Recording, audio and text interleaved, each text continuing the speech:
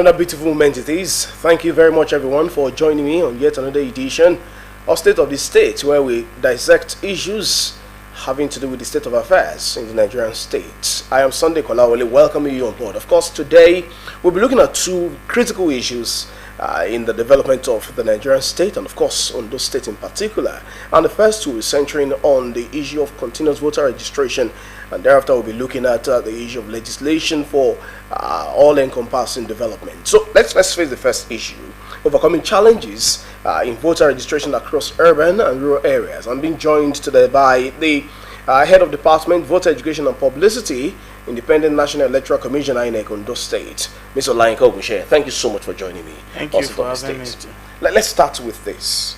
How exactly are the people of Ondo State responding to the continuous voter registration exercise? Thank you very much. It's been good so far. When we started on the 18th of August with online pre-registration, within a short period, we had almost 5,000 people. 5,000? Yes, who pre-registered online. And so far, you know, the online registration will give you date that you will come for the final this thing. So far, we've had over 3,000 for the and then actual physical registration. Yes, all together now we've had about 6,000 plus. So it's been good. It's just 18th of last month we started. So when the in-person registration also started, people have been trooping out in all the 18 local governments of the state, and at our headquarters there in Alagbaka there, we received, you know, they come for different things. So it's been good. Has the online registration closed? No, it's a continuous thing until when? Until we are going to stop. We are going to suspend it in December of this year, just to harvest what we have done and go and process. Then immediately in January we continue. It will last till around August next year. Now, I do understand that your office also has a particular clause in it. It's called inclusivity, and I'm concerned about that. Most times, government policies and programs center on the urban centers. You find almost everything in the urban center until advocacy came, and then people are talking about the rural area. But it seems that it's only election that you find polling booths in the remotest of places. But this registration, is that still the case? For now, we are at the local government offices in all the 18 INEC local government offices in all the 18 local government areas of Ondo State. And just for us to ensure that we bring in everybody. You know, there are those who stay in Akure, the state capital, who work in Akure, but are from any of the 18 local governments. That is why there is another center at our head office in Alagbaka here. From there, you can, any of these things that you want to do can be processed there into any of the 18 local governments. So we don't want to we don't want people to complain about this process. That is why we are saying, if you are in Akure and you like to vote at home, probably Okitipupa, Idonre, anywhere, come to our office at Alagbaka there. Then, as part of our efforts to bring everybody. Let's get that correctly. If you're a resident in Akure, yes, but you desire to vote back home, yes, your country home, yes, for instance, Okitipupa, Idonre, yes, SLDO, yes, you can still come and do the registration at our head of state office in Alagbaka. And that will not tamper with record at all. Once we do it, we take you to your country home. So the only thing there is that when the PVC comes out, you will go home to pick it. Because our state office is not a local government office, so you are expected to pick it at your local government area of origin. All right. Now let's look at the issue of inclusivity. I'm still concerned with that. When will the people, for instance, who are in the remotest parts, who do not have access to the local government headquarters across 18 local government areas, when will it be their turn to be able to be a part of this and not get disenfranchised? Because disenfranchisement starts right from the aspect of the voter registration. Thank you. As it is, we are still at our LGA offices. You know, when we start, that is the normal thing. We stay at our LGA office or offices and continue. With time, we will devolve into the ROAs. Okay. That is when these other categories that you talked about. That's talking about wards. Wards. All right. So if you remember, Abuja just FCT, it just devolved into. So it's a gradual process. We don't want anybody to be left out. We will, as time goes on. It's the decision from the national headquarters. So it's a matter of time. What's the state of integrity of this registration exercise, especially because of concerns in many places that politicians will always have their way to want to subvert the process? What's the state of integrity of this exercise? Thank you. I can assure you that that era is gone. Now, if you register twice, you will be taken out. Not one out of the two. The two will be taken out. There is a process we call ABIS, automated biometric identification system. After, like I said, when we get to when it's December now, we will suspend the process, harvest the data, then we will process it with that ABIS. That ABIS will detect, even if it is twice, thrice, or 4 times, it will detect. And what has been programmed is that the 4 or the 3 or the 2 will be taken out. That is why when somebody will come to the polling unit and say, this is my card, but because he has done it more than once, that is prescribed by the Electoral Act, and then he will not find his name in any polling booth, because the ABIS will take out the old one as well as the new one. So with that, we are confident that that is why, as part of our voter education campaign, we tell people don't do it more than once, because that's what the law says. And it's not it is an offense now for you to register more than once. It is an offense. Yes, as stated in the Electoral Act 2022 as amended. It's punishable with in section 12 subsection 2.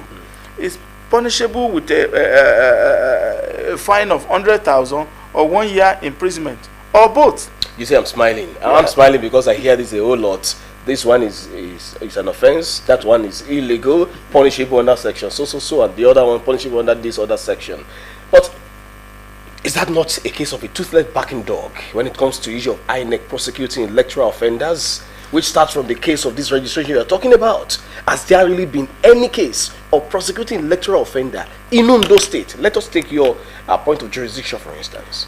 You see, if you have registered, let's use this case as example. If you have registered more than once, you will come to the polling unit. But the thing is that we will paste a list on the board. So we have instructed people that if you can't find your name on the list, you have no business. But you will see some who will come. Those ones that will come and challenge the system are the ones that will be arrested by the police. And if it is established that you have registered more than once, that is when prosecution takes place. INEC. That's hypothetical, Mr. Mushe. I'm asking you of real-time issues. INEC has been in place all along. Right? We've had elections in Ondo State very, very many times. Has there been any way of bringing to bear the legal instrument that the law has given INEC to punish electoral offenders. Have you ever prosecuted anyone? Of course. Well, you've not heard of a professor, a VC. In Ondo State? No, not really in Ondo I'm asking in Ondo State. In Ondo State, you see, we cannot arrest. It is the duty of the security agencies to do that. It is when they arrest and they call on us to back it up. That is when we bring up. But if nobody is arresting, we cannot arrest. You cannot initiate a complaint. No. It's not. INEC cannot initiate any complaint. It is not, unless INEC cannot initiate a complaint. You know what I'm trying to say is that if at a polling unit or at any electoral, at any point in time, there is an offender arrested, that is when we can come up. I get your point. What I am saying is, it's not possible for INEC officials not to see infractions. Do you agree with me? Yeah. So if infractions are cited, do INEC officials not have the right to lodge complaint? We can. If you lodge complaint, yes, do you not think you should also follow it to the logical conclusion? That's what we do. So there's not even been any case like that in Ondo State? If it's not, sometimes people will allege. Okay. We need to be, it is after investigation that you can now follow up and say, we want to prosecute or we want to charge the person to court. Okay. If sometimes people, like I said, people will come up with different stories, but when you investigate and you discover that it is not true, entirely true, then you cannot go further. But sometimes you say, okay, for instance, let me give you an example. We say, okay, after registration, we say we will display lists of those who we have captured. We say, we will tell them, okay, come and do complaint. Make your complaints. Like, okay, this person is not up to 18. By the time you say, okay, let's take it up. Okay, what is the next thing? If you are alleging that he's not 18, bring up evidence. It's not my brother, it's not my sister. You are the one alleging. Okay, bring evidence that this man is not up to 18. Then the person disappears. What do we do? That ends the story. So that is the situation. All right. Now let's move a bit forward. What's the level of insulation of INEC in Ondo State from political interference? Oh, definitely. We are umpires. We don't belong to any political parties. We treat political parties. Those are obvious issues. I'm asking of sinister political interference reaching out to you by politicians under whatever guise. No. That's not possible. In this dispensation, it's not possible. What mechanisms did you put in place that makes it possible? Because what we need to do our job have been made readily available for us. We don't need anybody. We don't. What we want to do is to do our job and allow a level playing ground for everybody. That's what we've been doing, and that is what we'll continue to do. We owe it a duty. It's part of our mission and vision to ensure that we provide a level playing ground for everybody. So we don't interface or interfere, or we don't allow interferences from anybody, from anywhere. All right. Now, just before I let you go, let's also look at something. INEC at the national level now did raise a complaint just yesterday by one of the national commissioners that politicians are now going ahead to start campaigns even before they're supposed to do so. Is that not also the case in Ondo State? Have you not also noticed that happening in Ondo State? Well, it's the national headquarters have discussed at length with relevant people as concerning that issue, and we are also watching. You know that before the national headquarters has that happened in Ondo State? We have not witnessed one. How well do you watch or monitor the political happenings in Ondo State? We have a department in charge of that. That is the election and party monitoring department. How effective is that department if you are saying you have not noticed clandestine campaigns in Ondo State ahead of time? You see, if such things are happening or have been happening, the department will have notified the headquarters. It is exactly what is happening in the states that the headquarters will react on. Okay. So we cannot, at this level, we are under Abuja, so we cannot come out. We only report to Abuja, and that is what they will compile and come out with it. I get your point. I'm only asking, as watchers of the polity, you're saying you have not noticed that politicians are stylishly campaigning ahead of time, despite that the time allowed by law is not yet. We have not noticed. You have not noticed yes. that. I'd like to recommend that you do more watching then, Mr. Muje. INEC needs to do more watching so that there could be sanity in the electoral process. But for you, as I let you go at this point, what is your charge to the people from those states? Or have you had enough already about those who are supposed to register? What's your charge to our people? Okay, I would like to use this medium to appeal to our people in Ondo State to come out en masse as we continue the severe exercise. It is your civic responsibility under the law. Please come out, register, so that you can be part of the democratic process.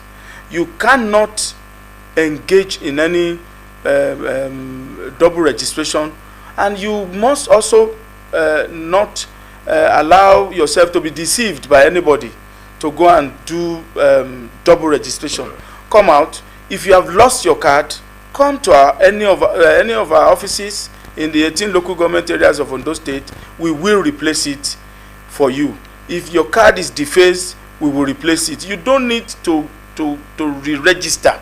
If you have misplaced your card, is defaced, or you want to move from one polling unit to another, one ward to another, one local government to another, or from another state into Ondo State, we will do this for you. You don't need to re-register. So please, it's an opportunity. Don't say it will end in December or it will end next year and stay at home and wait for the last minute. It will end when it will end, and there may be no extension. All right. I'd like to thank you very much for your time on State of the State, and just permit me to also urge you to do more of sensitization of our people. Collaboration with the media will be the way to go in this regard. I thank you so much for coming to the state. Thank you so much. It's my pleasure. Mr. Lango J is the head of Department of Voter Education and Publicity at the Independent National Electoral Commission, INEC, in Ondo State, and we've been speaking on the issue of continuous voter registration ahead the 2027 general election. Thank you so much, everyone, for being a part of it. We'll take a break now. When we return, it will be time for the second segment of our conversation, which will be centering on the issue of legislation, effective legislation for the sustenance of democracy in Nigeria. Please stay with us, everyone. We'll be right back.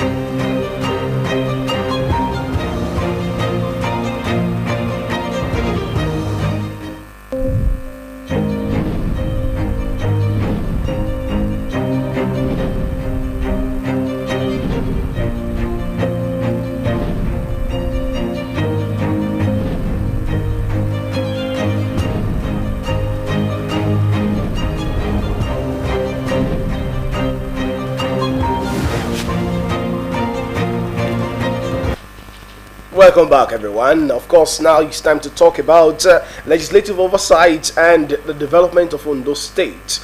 And joining me in the conversation this evening is the Majority Leader of the Ondo State House of Assembly, who incidentally is also the representative of the people of Osrc State Constituency, Honorable Olatunji Oshati, popularly known as Maxima. Thank you so much for joining me on State of the State. Yeah, thank you too. It's a pleasure having me. Well, I like to always start this kind of a conversation from the point of view of the interrelationship between the executive and the legislature. Most times people talk about what should be the ideal thing. In fact, some have also tagged the House of Assembly in Ondo State many a times as being puppet of the executive. What's been the experience in the 10th Assembly? Well, the experience is something that people have been seeing, because the relationship has to be cordial. Cordial in the sense that without the cooperation of the legislative, the executive cannot do anything. Cooperation. You are the cooperation of the legislators. The executive cannot do anything, and we're trying to at least form a synergy with the state executives, because we know we have our functions. And let me use this opportunity to tell our people that when you talk about democracy, it is this arm of government, that is the legislature, that hold democracies. Remove democracy out of the governance, then it becomes autocratic.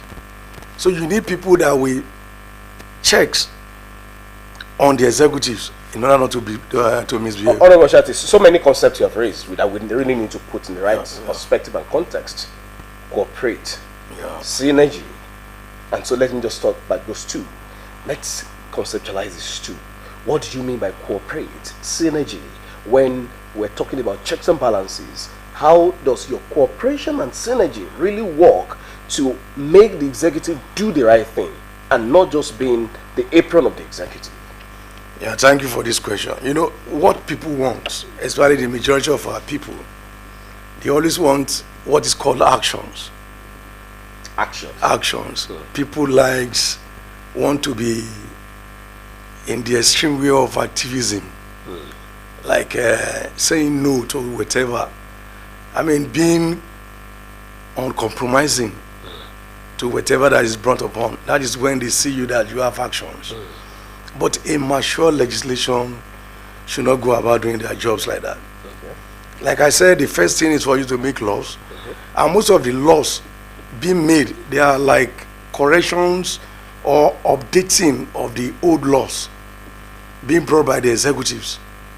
Take for instance the law on kidnapping. It's been on for a very long time.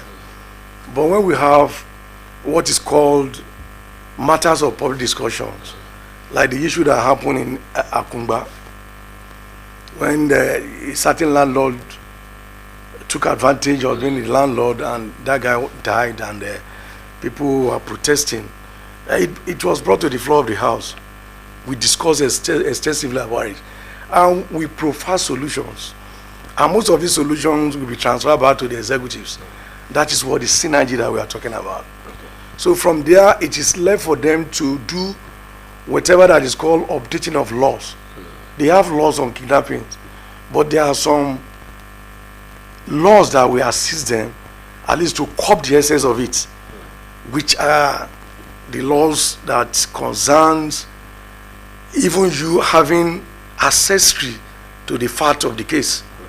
When you have the knowledge that kidnapping is going to take place, then definitely you are a suspect as well.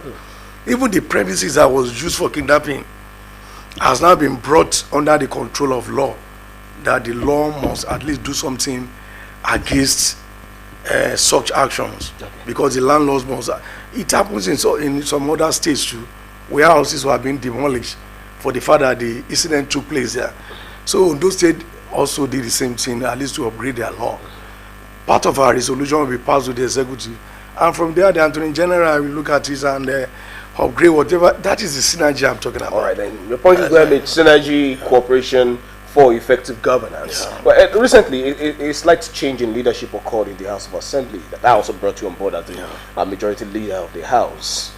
Tongues are wagging that had the hand of the executive. How true is this? No, it is not true. What necessarily? You know, we have a house that is very mature, And you should know, for the sake of expediency and for the sake of having an inclusive governance, all these positions are being zoned. And in the situations where the governor, the former governor, our revered leader, Akeredolu, when he died, you know, he was from the north. Then the governor now is from the south. Automatically, the leadership will have to change. If you check the rules and business and the code and conduct governing the house, you know, where the governor comes from, definitely the speaker must not come from that place. The same thing with the main principal officers. That's why it is incumbent on us to do the balancing. And we are all eminently qualified, having been voted for as a member of the House of Assembly. And that is what people call first among equal. The opportunity of having positions among your mates. So that's what actually happened. So the executive didn't have any hand in it? No, why would they? We are talking about independence of the three arms of government. Independence? Yeah. The House of Assembly, the 10th House of Assembly, yeah. How independent is it actually? Well, as far as I'm concerned, administratively, financially, how independent is the 10th Assembly? Well, as far as I'm concerned, and normally people do have, it's a very free house. When you come to our plenary, we don't send anybody out. You watch our proceedings, and we are always trying to make amend of whatever precedents we met on ground. Because sometimes people will always say it is precedent. But we have the code of conduct that is guiding us, and we have the rules of the house that is guiding us, that this rules was made to control the proceedings of all the House of Assemblies in the western zones. So it's not limited to those seats. So whenever we deviate, we always try to come back and just take position of the guiding rules. So far, with the little I've seen, I don't see the hand of the executives in whatever we do. How financially independent is the house? And well, that is the financial autonomy that people are talking about. It's not that financial independence, but to some extent, we control the spendings that we were allocated with. Nobody influenced our spendings, but it has not been fully financially automated to be. And you think that doesn't affect your responsibilities? Definitely it will. You know, it is a situation where... And so it is safe to still say you are at the mercy of the executive? Well, it will, in a situation where you don't have total control of your money. Definitely, you will not say you are independent. But whatever that is allocated to that within the budget, then we spend it freely as we like. They don't control us buying this. How about releases? Well, in the House of Assembly, I don't know about other agencies. We don't have problems about releases. Yes, I can say that one authoritatively. All right, that'll be discussion for another day. I can say that one. The majority leader of the House. Yeah. Let's come to this point. It is always said that the main thing in life is making the main thing. And generally, we agree with that the main function and objective of the House should be lawmaking. The 10th Assembly has been on for some time now. How many bills have been passed by the House? Well, it's not only about lawmaking. That's why I said the main thing. No, we are saddled also with oversight functions. Of course, we'll get there, but I said the main thing. That's what I'm saying. It's not the main thing, but if you have the power to appropriate, I mean, most of this budget, they come with budget defense. We see to it before the budget will at any time always be passed. That makes it to become a law. That makes it to that is still part of lawmaking. To have that power again. That makes us to have power again to oversee the appropriated money, and that brought about the issue of oversight functions. So we are saddled with oversight functions, as more or less like lawmaking. But let me correct that impression about people, because most times when you go to your constituency, people will be saying, "How many bills have you raised?" You know, don't judge your representative with how many bills. What is the essence of passing any bills without a bill that will affect the lives of the people. What is the essence of replicating the bills that have already been passed? So what we are after is for us to upgrade all the laws that are within the executives. Are you by any means holding brief for your colleagues by saying no, just a moment? Okay. Do you feel that the issues at hand in Nigeria do not necessitate raising new bills? You've talked about the issue of reviewing and looking at the dynamics of kidnapping just in this conversation. So does that mean a legislator should not look at reviewing certain things, raising bills to address certain problems in his constituency? No, let me pick it on that. Reviewing is different from raising a special or new bills. And that is what most of us are preoccupied about. Why? Because most of the laws that we have in those states, they are obsolete. Take, for instance, when there are charges, people will say somebody stole from them. Okay. At the end of the day, by the time they went through the rigor of court proceedings, they will come out to say the person was fined 10,000 naira or an option of imprisonment of probably 5 months, and people will start to agitate and to look at what is going on. Why the judiciary compromise?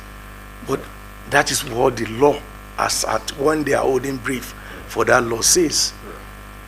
So these are the things that we have to look onto, and that's why when we raise most of our resolutions in the House, because at times we will have what we call matters of urgent discussions, something that bothers on the people. One of us will raise it and we raise it up. Then we will need to provide solutions. No, it is have to go this way. If these things happen, we want government to do. Then the speaker will now gather all these resolutions and we pass it to the executives. That is the synergy we are talking about. Okay. And it is gracious that this executive that we have will always come down to make amendments of the bill, like the one of the kidnapping, like the one of the domestication of your domestic staffs, like having you to register your domestic staff. All these things are for security purposes. And of recent, well, let me just gladden you, if that is what you want. One of us passed a bill on the land grabbing, and the bill is so essential that the state is happy about. When we saw the happiness in most of the people, with the response of the people flogging the house and appreciating us. Why? Because the menace of land grabbers has reached a certain level that the state is not even comfortable about that. But it was one of us that took it upon himself, studied it so well, looked around and presented, and to God be the glory. It was a private bill that was passed by the House with the support of the executives, and the governor assented to it. All right. I see how you're trying not to go into the details of how many bills have been passed by the 10th Assembly, but it's very important. No, you see how many private bills. Private bills are most of the bills. Whether private or public if you want to combine it. Have you been able to actually pass bills that are people oriented? Of course. How many are they? That's the question. Of course, but I'm not prepared for this impromptu interview. Okay, then you don't have the figures now. But I know for sure that it cannot be less than 12. No. Why? Because I know of Unibent.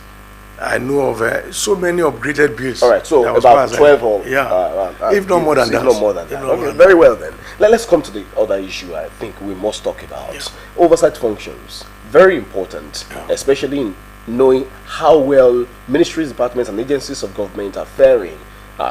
Budget releases, spending manner and all of that. But there are also concerns that it seems in Nigeria you hear that oversight function is all about another cash cow for politicians in the Houses of Assembly and the National Assembly. How is it in Ondo State? How serious is oversight function by the House of Assembly? Well, I don't know about other states. That's why I'm talking about Ondo State. But let me just limit ourselves to some of the reports of the committees. And when you go through their reports, you know they are serious. Because you don't just do oversight function without bringing a report to the principal officers, especially Mr. Speaker. Okay. We go through it. And let me tell you, we have what is called parliamentary meetings. And during these parliamentary meetings, as the chairman of the committee, you just have to stand up and give a report of what you did oversight on. But at times people do misconstrue oversight visit with familiarization visits. Oversight visits? With familiarization visits. Oh, okay. Because during familiarization visits is for you to just get those people over there, get acquainted with the new committee members that are in place. Then you know who you are going to deal with. That one is different from oversight functions when probably budget will have been passed and you have the problem of assessment of that budget. You have difficulties, and what did you use that money to do? The oversight visit will cover that. At times we go into record checking. We go into looking into their books and know how the money was spent. Most time people will say they don't have, probably they have assets of 50% in their budget. Then it is incumbent on us to assist them, to call the Commissioner of Finance as well. Why will this thing not be assessed? Then it is that oversight function that will show us. Okay. And that's where we come in and assist them to see what other plans are you having, so that the money will, at least when it is being assessed, the two arms will know that you are going to spend it judiciously. Okay. Because normally the finance minister, who is in the custodian of finance, cannot just release money without knowing how the money is going to be spent. But people may not know that the position carries a lot of responsibilities. But the oversight functions will assist the agency at least to midwife how the money is going to be assessed. All right. That's what we do. The House of Assembly in Ondo State actually sat on a particular bill and then passed it. That was the bill setting up the Ondo State Security Network, codenamed Amotekun. Yeah. So far, there has also been accolades as to the performance of that agency, but recently there are complaints about the effectiveness of that agency vis-a-vis the treatment of the officers. I also understand that recently a petition came to the House of Assembly as far as the treatment of those people who work in that agency. In fact, they say they are treated as contract staff. What is the House of Assembly going to do about this matter? Well, we have a committee that is called the Committee on Security. Well, so far it has not been brought to the House. It's not brought to the knowledge of the House. But on my own personal opinion, I must tell you all these things is about if you study marketing, that's what we call product life cycle. Product life cycle. By the time it started, it will blossom well.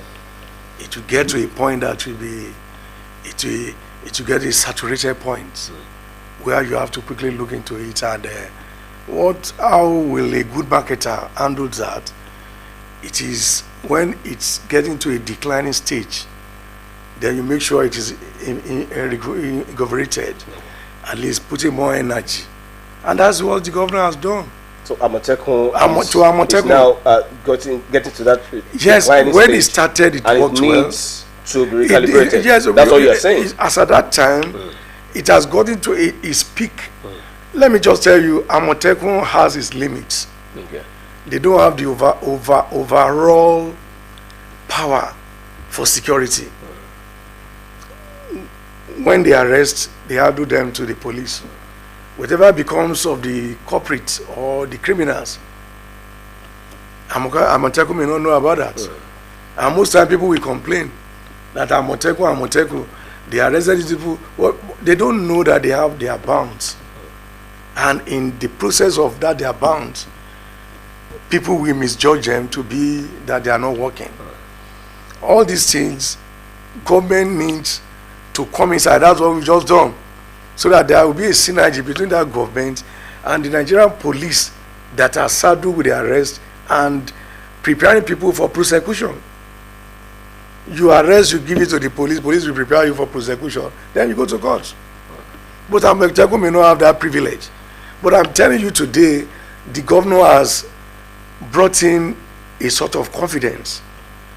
When you start a job, the moment you start, everybody will be happy. You will see the zeal in the mind of everybody. But if you get to a situation that we call, that's why I make reference to product life cycle. If you study marketing, it will get to a maturity stage. And it's from that maturity stage that you will not think on what will you do, at least to bring out this product, which the governor have done to at least renew the appointments of the performing commandant of Amotekun. It's a sort of giving him confidence. Told him, gave him the working tools. And then what else do you want? How about the operatives? He's not, no man can do this alone, so to say. He has people who are working with him, and that's the issue currently at stake. They are saying that they are being treated as contract staff. They need to be better treated. Will the House of Assembly lead them to their fate or wade into the matter? No, the problem people do make about this House of Assembly is that if you don't even have a child, you will think House of Assembly can do it. Okay, the House of Assembly cannot do anything. No, make a complaint. House of Assembly is just like a police stations.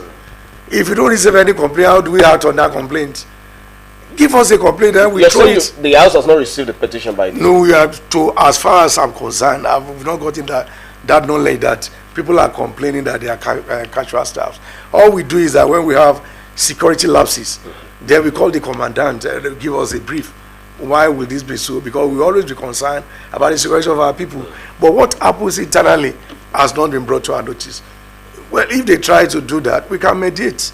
And definitely we are like sheikhs on the executives. So what is happening? Why all these people working? Why would they not be taken care of? And the ministry that are concerned, we listen to us and we push it over. So people will be glad. But if we don't receive complaint, we can't act. So that is the essence that we should know about the House of Assembly. You don't see House of Assembly should oversee whatever that is happening everywhere. No, their job is not about, it's lawmaking, updating the law, and doing oversight functions to at least oversight what they've appropriated. Before I let you go, Honorable Shati, there are concerns in many places, maybe because of the expectation of the people from the government of today, the AIDA to administration. Some feel that they expect much more than what they are seeing currently. Do you share this view? Well, that is human being for you. Even when you have a husband, that you feel your husband is rich, you may feel you may not even want to do any job. Believing in your husband all the time. You see, the government is trying. The concerns of the people are not legitimate? No, the concerns are relative, and you look at it. Are they legitimate concerns? Definitely. Any concerns of the people you are governed, we consider it as legitimate, but you have to sieve and know which one you can. You know, governance is about priorities. You have a roadmap. That roadmap does not mean it should cover everything. Is the current administration's priorities right? Yeah. Is the current administration setting its priorities right? Of course. How do you measure governance?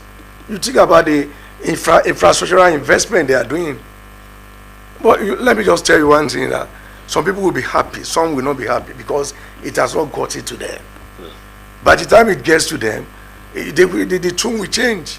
And that's why you said patience is a virtue. And when you are patient government and you learn to appreciate whatever little things that government is doing, the governor is trying as far as I'm concerned. Shati, if the House of Assembly feels that something is not right, does they have the moral fiber and the political stamina to say the executive has not done well and should do better? Why not? The current 10th Assembly. Why not? You are free to come to our plenary, where we have plenary in the House of Assembly. Serious things are being discussed. We have minority members that you can't silence them. They raise issues and they fight it out. But one thing people should understand is that in the situations where you are working towards a sort of harmonious relationship, then the plenary meetings is always a befitting thing for you to watch. Because most times people take House of Assembly as when you say a public gallery. All right. So I need to thank you at this point because of our time. Maybe some other time we'll be able to discuss several other things I would have loved that we go into today. But I thank you for your time on State of the State. Thank you so much. Thank you so much. And let me give you the last advice to our people. They like the last words. I just want our people to be patient. Allow the governors that God has given us to perform His wonders. He's trying, He's doing well. I went to a program today where the executives who has not been housed for so many times, not because of his government lapses, but because of the lapses that has recalled till now. But we did what is called a groundbreaking